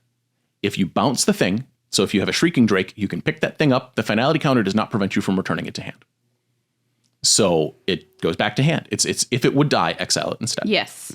But not if it would go anywhere else. So you can get some more value if you have Emperor Bones and Shrieking Drake or similar things. Flare of Fortitude. White 2 for an instant. You may sacrifice a non-token white creature rather than pay this spell's mana cost. Until end of turn, your life total can't change, and permanents you control gain hexproof and indestructible. Yes. This is wild. I kill you? Oh, do you though? Yeah, Wrath of God, decline. Wrath of God? Nah. Yeah. The thing is with this is it does not prevent damage. None of the things on it prevent damage. The damage still happens. So if they attack you with a lifelink creature and you flare Fortitude, they still deal 2 damage. That damage doesn't change your life total, but they still dealt 2, so they would gain 2 life. There's also a handful of cards that say damage can't be prevented. They don't apply to this. Questing Beast. Questing Beast attacks you and you flare Finality. Yeah, the damage can't be prevented. It isn't being prevented. It just doesn't do anything. Damage? That's nice. Yeah, that's okay. That's wonderful. Great. Yep, it's just unusual. That's a very unusual piece of text. It is very weird. So it's different from having protection. Harbinger of the Seas. Blue and 1 for a 2/2 Merfolk Wizard. Hey, non-basic lands are islands. Oh no. Yeah, they are. Yeah, Get out. Yeah, you Flood merfolk Moon. players and your shenanigans. Yeah, Flood Moon, right? Yeah. And so very good. yeah. So yeah, this means you don't have to play red in your deck to play Blood Moon anymore. But islands are better than mountains, so it doesn't quite as good. I can still cast my Boggle jokes on you. You can still cast your Boggle. But nothing else. The thing is, it doesn't remind you on this card, and it probably should, though those lands lose all of their other abilities. They also lose their land types. So if they have a land Urza's Cave, it is just land island. So it is no longer an Urza's Cave because it overwrites the types with island. It also overwrites the abilities that are in the text box with tap for blue. They're like, this is what you wanted all along, right? Yep. Anyways, like this is the best thing you as a land can do. Yeah, so we've upgraded. Congratulations. Yeah. You always wanted to be Sounds island, very and now you're Phyrexian island. to me. Yeah. And it is not ability adding or removing. This is type changing. So if you have something that grants abilities to lands, it grants it on top of this all the time, no matter what. Removing this as abilities does not stop it from working. I loved that movie. Yeah. On top of this all the time, no matter what. Yeah. Won so many Oscars. Anyways. Yeah. Sorry, keep going. So if you remove the abilities from Harbinger of the Seas, that does not matter because type changing happens before ability adding and removing.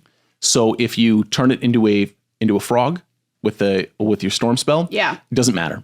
Non-basic lands are still islands. What if I kill it? Then they stop being islands. Thank God. As long as it's on the battlefield, most of the time this applies. There's some complicated ways to make it not apply, but we don't care about those. Okay. We just care about this is largely very difficult to stop without outright killing it. So it is a wild card. I'm just over it. Yeah.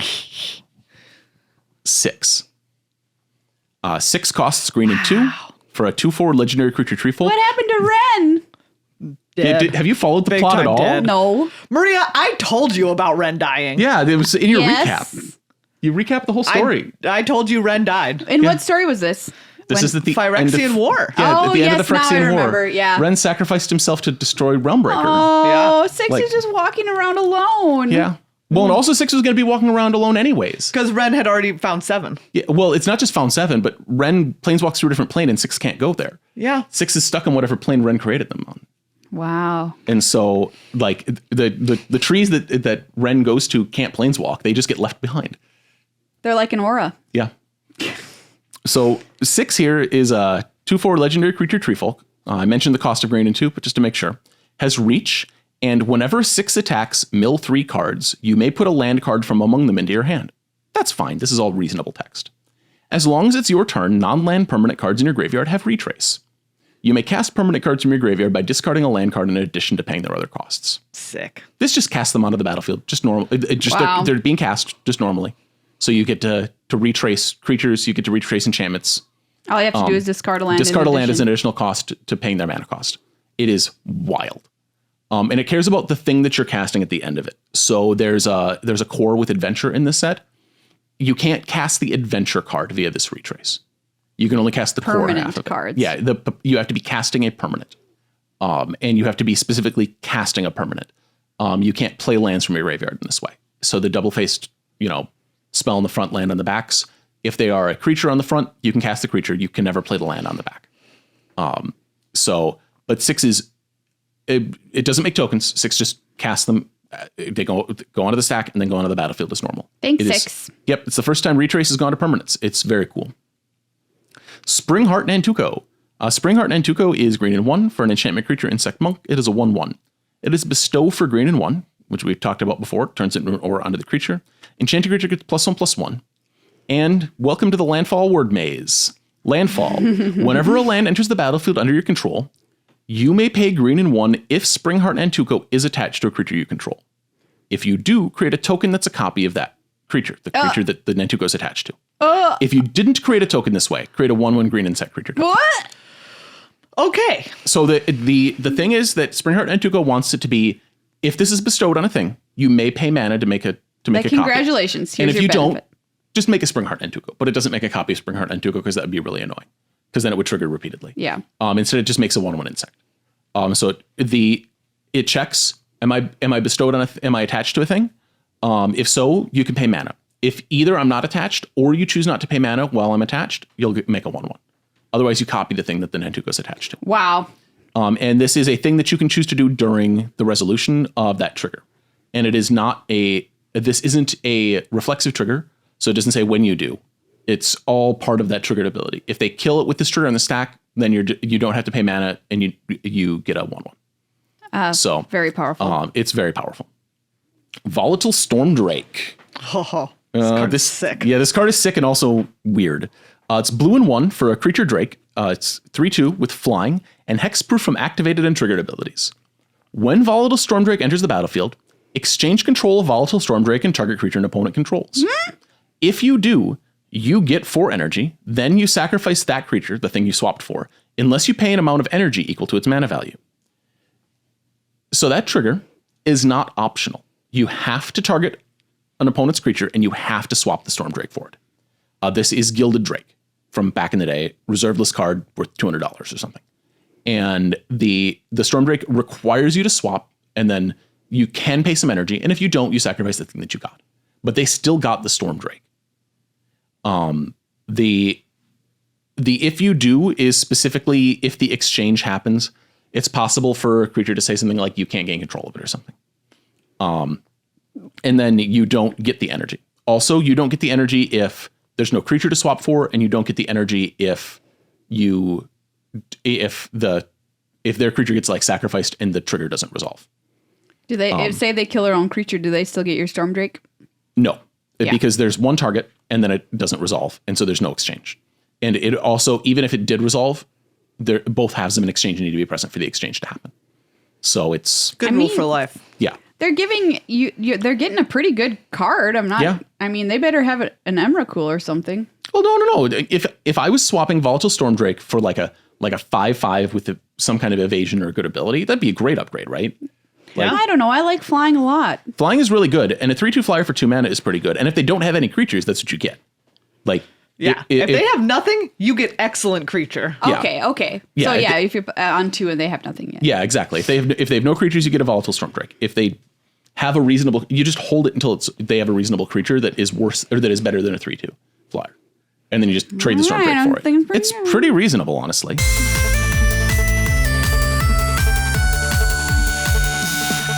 All right, it's time to move on to Mythics here in this set, and it's time to continue on without Megan. She has exited the building. She had something that she's afraid of Mythics. Yeah, she can't handle it. Tell people I'm disgusted by Mythics, and I stormed out. Megan said she's disgusted by Mythics, and she stormed out. If you couldn't hear that through the microphones, no, she has to go. There's a moving situation happening, and she has to be present for some moving. They're putting her house up on skids and bringing it down the street, right? Yeah, they're trucking it down the road, and you got to see that in person. You know, she needs to be there for it. It's a lot of work, and you got to make sure all your pictures don't fall off the walls. You have to stand there and hold them on the walls while that's moving. Yeah. Hope your living room is tiny, thin. What am I trying to say? Narrow. Anyway, we're going to continue on, though. We'll soldier on here, Rob, through these Mythics. Yep. So, Birthing Ritual, it's green and 1 for an enchantment. At the beginning of your end step, if you control a creature, look at the top 7 cards of your library. Then you may sacrifice a creature. If you do, you may put a creature card with mana value X or less from among those cards onto the battlefield, where X is 1 plus the sacrificed creature's mana value. Put the rest in the bottom of your library in a random order. So, this has an intervening if trigger. At the beginning of your end step, if you don't have any creatures, this won't trigger at all. You don't get to look at anything, you don't get to make any decisions. Yeah. So, there's a bunch of things that like might make a creature in your end step. There's like a revolt thing that like makes a token in your end step, and so you have to have the creature at the time the trigger goes to resolve. And the order is you look first, you decide whether or not you have something to upgrade into, then you get to decide to upgrade. Yeah. They don't get to interact anytime in the middle of this. So if you start doing this, they don't get to kill your only creature, or you're like, you have like if you have a 1, a 2, and a 3, and they aren't sure if you're going to get a 2, a 3, or a 4, well, they have to pick before you even look, before you make any decisions. So if you see a 4 can be sacrificed for it because it's X or less. Which is the other thing is this is a complicated word maze. There's a lot of words in this card. A lot of words on a Birthing Ritual. Yeah, and so if you see a 4, you can sacrifice a 4 because 4 is less than 5. Okay, which is what they're looking for. And then put the rest in the bottom of your library in a random order. So then. The rest also, if you don't sacrifice to find a thing, then you will just put them on the bottom in a random order, all 7 of them. That makes sense. It's kind of wild. My girl. Yeah, Disa. This Disa is who the I Restless. played in the video on Commander Arcade. I wanted to call out her tokens. Yes. So you might ask why I'm talking about a commander card in this thing about the pre-release. Yeah, Rob, why are you talking about a commander card? Yeah, because you can open them. There's the wildcard slot that includes special guests, also includes the 8 mythic rarity commander cards, the face commanders from the 4 commanders, like the faces and the alternates. Yes. So all 8 options for the commanders are technically openable in your play booster. In your play boosters. They are part of your limited pool. You get to play them. Wow. They came up with the pre-release. There was the Undertaker that was out there wrecking face. Undering and taking. The Disa's other alternate card. I'm going to mention a few of these because they're weird. So Disa is green, red, black 2 for a 5/6 legendary creature human scout. Whenever a Lurgoyf permanent card is put into your graveyard from anywhere other than the battlefield, put it onto the battlefield. There's 1 in the set. There's 1 Lurgoyf permanent card in the set. Whenever one or more creatures you control deal combat damage to a player, create a Tarmogoyf token. Yeah, and here's that situation happening again. Yep, it's exactly Tarmogoyf. It has the text of Tarmogoyf, and she doesn't remind you what it does. You should know what Tarmogoyf does. You probably don't know what Tarmogoyf does. It's Unless bad now. Yeah. Me. So Tarmogoyf has star over star +1 for its power and toughness, and it has the power and toughness equal to the number of card types in all players' graveyards. All players' graveyards, everybody. The Necrogoyf in this set, is it Necrogoyf? Yeah, there's other Goyfs that care about different things. The one in this set, the only Lurgoyf type permanent in this set only cares about your graveyard. It is different than Tarmogoyf.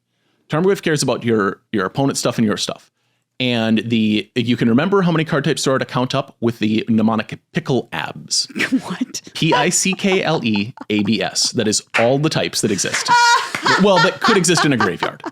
Pickle Abs. Pickle Abs. I love that. You could also pick what was the other one? Basic Kelp. No, I'm going with Pickle Abs. Yeah, Pickle Abs is the better. All right, so Planeswalker. Yep. Instant. Yep. Sea. Creature. Kindred. Oh, thank you. Land. Enchantment. Artifact. B, battle. And S, sorcery. Yep.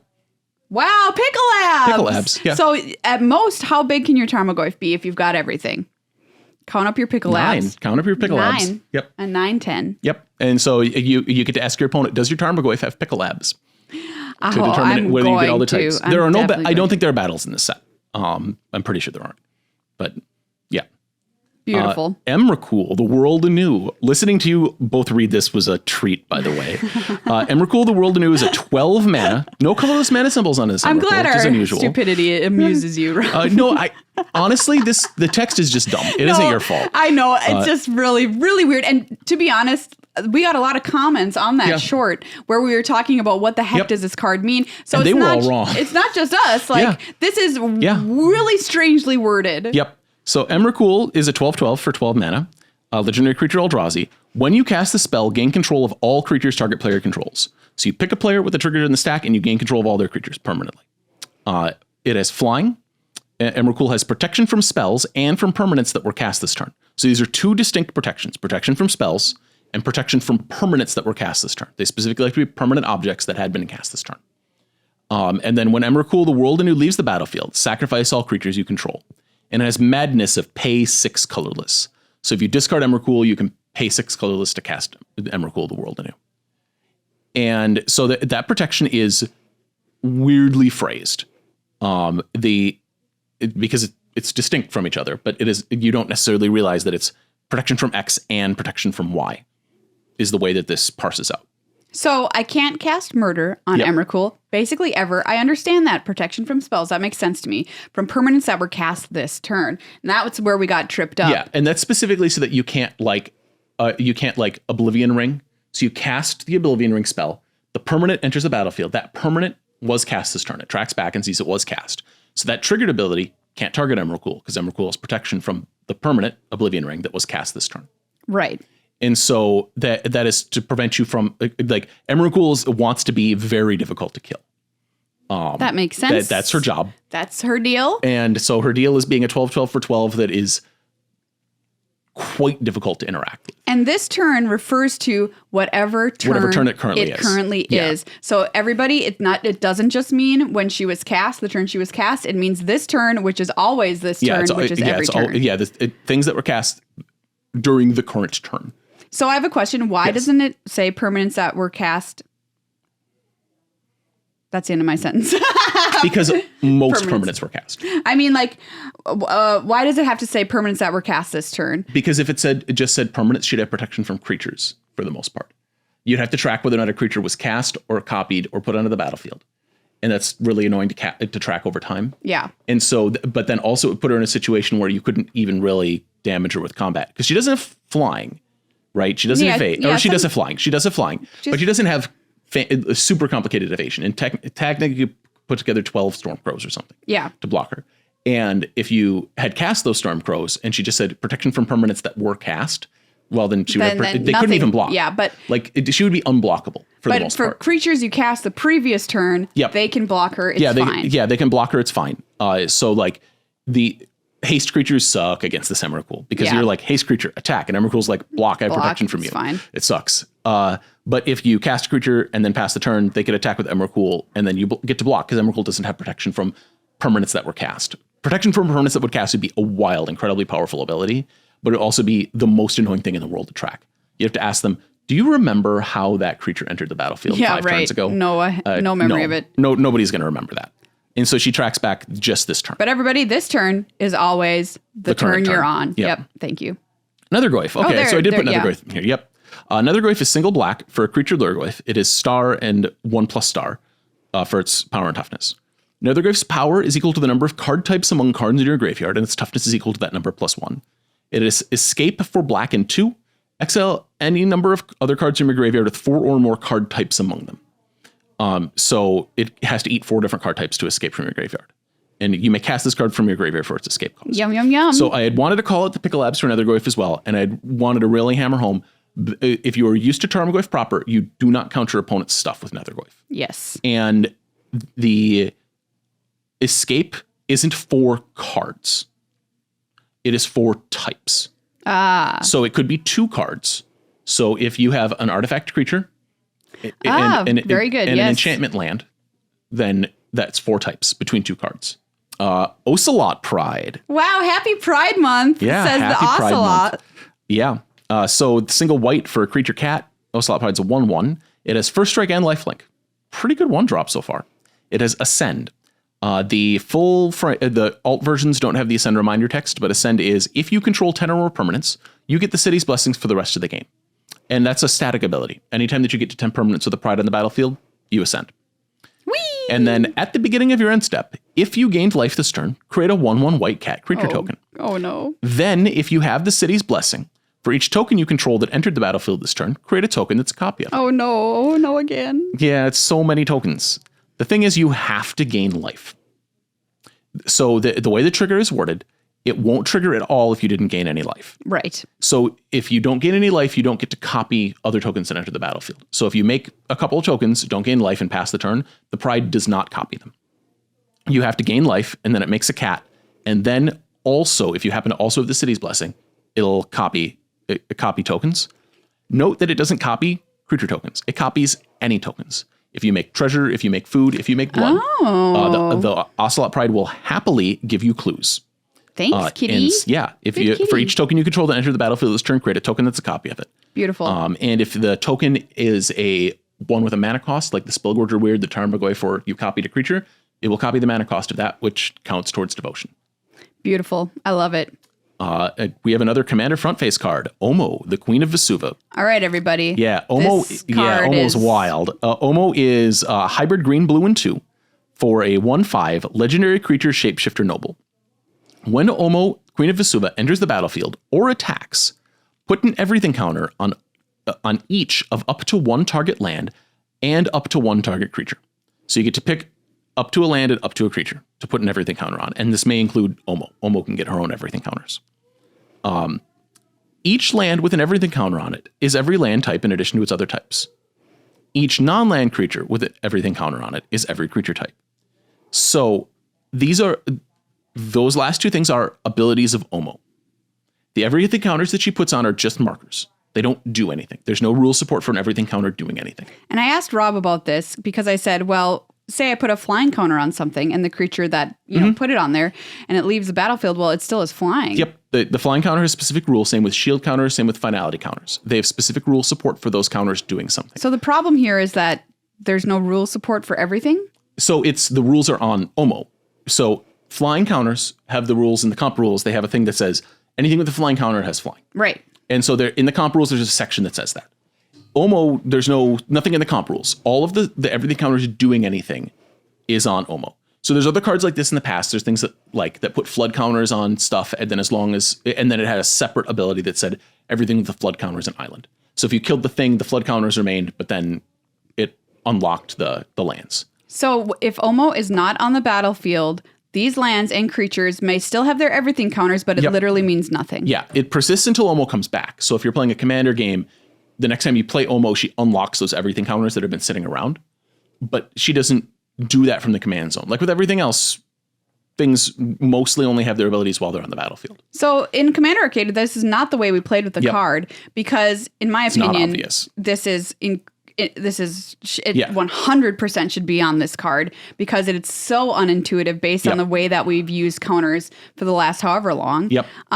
So this is really important to call out, not only because this is a big pre-con deck, everybody, and you've got to know that going into your games, but because you might be able to open it even on pre-release. Yeah, you'll open it pre-release, and honestly, she's going to be a very popular commander. She's super cool. Yes, and she makes very, very powerful things happen, and buddy, I feel like 80% of people I'm going to say 90% of people are going to play this wrong. Yeah, I had to go through and relook. I watched the video and then I came back and I was like, oh, this got done wrong. Man. So, this is my question. I mean, are they going to go in and put rule support out for everything? Is that going to be... That's not impossible. If they're like, oh, this is a big enough thing that people are doing incorrectly? They might decide to support everything counters on more cards. Sure. So that's definitely a thing that they have done where they're like, we're gonna change the rules around this. It'd be kind of functional. If they were doing it that way and on the way they printed Omo would have a big block of reminder text. Reminder text doesn't template out the way that Omo does with the separate lines. So I don't know. Yeah. That makes me, I'm a little bit sad about that. I don't know how much it would have ended up changing our game. I mean, I think that everything would have still shaken out the way that it did, but there was one turn where a spell got cast without Omo on the battlefield. It was a big spell like that. That was about it that I saw. But there might be more stuff that happened later in the game because I only tracked it the first time and I was like, oh, this did get screwed up. Yeah. But yeah, it's a big deal. Wow. We're going to look at one of the flipwalkers. Ral, Monsoon Mage. Ral is red and 1 for a 1/3 legendary creature human wizard. He says instant and sorcery spells you cast cost 1 less to cast. Great text. Big fan. Whenever you cast an instant or sorcery spell during your turn, flip a coin. If you lose the flip, Ral Monsoon Mage deals 1 damage to you. If you win the flip, you may exile Ral. If you do, return him to the battlefield transformed under his owner's control. So if you're going to flip coins, you can flip coins. You can also just roll dice. If you've got D6s, you can hand it to your opponent and say, roll it. If you roll odds. Yeah, just pick odds or evens. Yeah, pick odds or evens to win. Winning sounds good because you get to transform him. Losing is also good on Ral. Yeah, he's good on both sides. Yeah, on the other side, Ral Leyline Prodigy. Ral Leyline Prodigy enters the battlefield with an additional loyalty counter on him for each instant and sorcery spell you've cast this turn. So you want to miss with Ral a couple times on the front face with his cheaper instants and sorcery so that when you transform him, he enters with more loyalty. Sick, yeah. So because if you miss once, then hit once, then you'll have cast 2 instants and sorceries. Right. And then he'll enter with 4 loyalty instead of 3. I love this card. Yeah, Very cool design. It's super cool. And it calls back to his original, the original ultimate on Ral Zarek, which is flip 5 coins, for every flip you win, take that many extra turns. And I love it because it's like you can get hurt by lightning energy. Yeah. Like sometimes it can shock you. Yeah, he's figuring out how to survive lightning. Yeah. It's so thematic. Beautiful. So he enters with extra loyalty. He has a +1 of until your next turn, instant and sorcery spells you cast cost 1 less to cast. So he keeps his other face, basically. He has -2. Ral deals 2 damage divided as you choose amongst 1 or 2 targets. Draw a card if you control a blue permanent other than Ral. And -8. Exile the top 8 cards of your library. You may cast instant and sorcery spells from among them this turn without paying their mana costs. Wow. It is... I don't know if you're ever going to get this ultimate. This ultimate seems incredible. Yeah. As a commander, Ral is blue and red because the backside of Ral Leyline Prodigy is blue and red. So he has a color identity of both blue and red. So you get to play both blue and red spells. Can I play him on either side if he's my commander? No. Well, the beast, there's no mana cost. There's no mana cost. He's a transforming double-faced card. We haven't seen flipwalkers in a while. One thing to note with flipwalkers is if you copy them, the copies aren't double-faced cards. So if you make because a token can't have 2 faces, right? Well, incubators can have 2 faces. Oh yes, but we usually we don't. talked about that. Yeah. We usually but if you there's a clone in the set that is just a 4-mana clone. If you clone Ral Monsoon Mage and try to do its thing, you will exile him. He can't return transformed, and so it stays in exile forever. Because the not double-faced card that copied him can't be a transformed object. Wow. And so don't clone your flipwalkers unless you plan to have the things go away forever. And all the conditions are really weird on all the flipwalkers. They're all just like, Ajani's like, if a cat you control died, he gets full of rage and transforms into Mega Ajani. Yeah. Like my brother, and then it's actually really cool. They're all very thematic. I guess we haven't had much plot with Grist the Hunger Tide. No, we have not. It looks like Grist just arose out of a pile of sentient insects, which is pretty cool. Cool is one word for it. The greatest nightmare of my life is another word for it. Yeah, that's certainly. If you had 1,000 millipedes in your basement, would you expect them to ascend? Say to sentience? Would you expect it to form into a planeswalker? Yeah. Yeah, I guess on some level I would. Yeah. And so don't copy these. The other thing with copying the tokens can't exile and return. So even if you make a double-faced token copy of them, it won't do anything because it exiles and returns. And the way it works that way because if it transforms in place, it doesn't have loyalty. Yeah. So if you somehow have something that instructs you to transform target permanent, if you play like Moon Mist, which is like transform all humans, if you transform Ral with Moon Mist, he dies because he just flips and he's like, I have no loyalty, and then goes to the graveyard. So don't do that. Okay, noted. Yeah. This card has many words, and they're weird. Shadow of the Second Sun. I don't know why they printed this in a non-commander set. This is bizarre. Blue 4, Enchantment Aura, Enchant Player. At the beginning of Enchanted Player's post-combat main phase, there is an additional beginning phase after this phase. Oh? The end step happens after the added untap, upkeep, and draw steps. So you go to your post-combat main phase, this trigger happens. Yep. After that main phase, you get an additional untap, an additional upkeep, and an additional draw. And then nothing else? Then you go to your end step. So this is very strange. Great. I love it. So this is Wilderness Reclamation, right? You untap at the end of your turn, but you don't untap during the end step, so you can't float mana very effectively. You get an extra draw, which is very nice. Anything that triggers in the upkeep happens on the upkeep. So sagas won't happen in this? Yes. Okay, notable. So yeah, this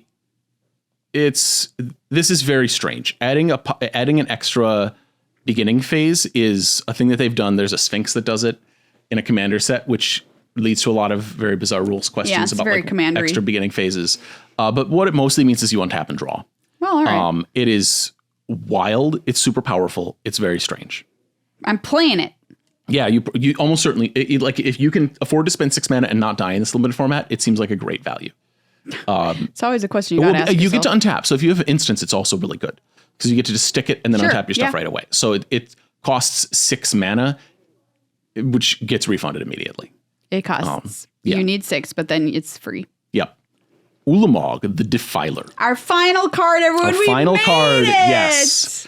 Ulamog here is a 10 mana, no colorless, just 10 generic, legendary creature Eldrazi. Ulamog's a 7/7.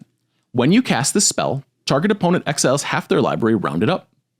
Ward, sacrifice 2 permanents. So they have to sacrifice 2 permanents to even target it, and then you probably get to do something in response to the ward encounter the spell, or once the ward resolves encounter the spell anyways. It's rough. Ulamog the Defiler enters the battlefield with a number of +1/+1 counters on it, equal to the greatest mana value among cards in exile. And Ulamog has Annihilator X, where X is the number of +1/+1 counters on it. Like, this card reads, your opponent should scoop when you attack with it. Like, that's it, right? And it's really annoying to kill. So one weird thing with Ulamog the Defiler, if it is in exile and moved directly to the battlefield, so there's cards like, of like Creativity, right? That exile cards off the top of your library and then play one. Sure. Indomitable Creativity. Yeah. If it is in exile and moves directly to the battlefield, it counts itself from exile. So Ulamog would enter with 10 +1/+1 counters if you Creativity into it. Wow. It is not good for your opponent. For Ulamog to enter as a 17/17. No matter how Ulamog's coming in. Yeah, there's a lot of problems. Then it's relevant because you didn't cast it, right? Yes. For things like that. Yes. And so if you put it directly into play from exile, there's a handful of ways to do that. There's a couple things that could conceivably do it in this set. You don't get the cast trigger. You just get a 17/17 if you put it directly into play from exile. Wow. This also doesn't have, like, all the Eldrazi don't have the auto shuffle anymore. And so they can be zombified, which is pretty cool. Like, it isn't. Zombie Eldrazi? Well, you could just return them from the graveyard to the battlefield. I use zombify as the generic. I know, but I'm just like thinking of what that would look like, you know? Yeah, it looks like Eldritch Moon, right? Like the whole set. Yeah. Wow, what an incredible card. Thanks, friends and family, for listening to this episode of Good Luck High Five. Thank you once again to everyone who makes this possible via being a patron over at patreon.com/GLHF Magic. It really does mean the world to us. Thank you for making this possible. Thank you for making Judge Rob's beard grow. Oh, it wouldn't grow without you. Exactly. It would just stop. Of course, thank you to Judge Rob for being here. As always, thank you to Card Kingdom, cardkingdom.com/GLHF. Get all your Magic products there.